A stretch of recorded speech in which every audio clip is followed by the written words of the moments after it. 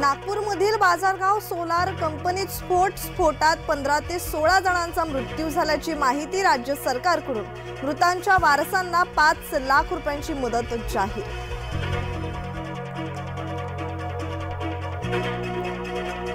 भिवंडीत OBC मेळावा, मंत्री छगन भुजबळ मेळाव्याला उपस्थित राहणार।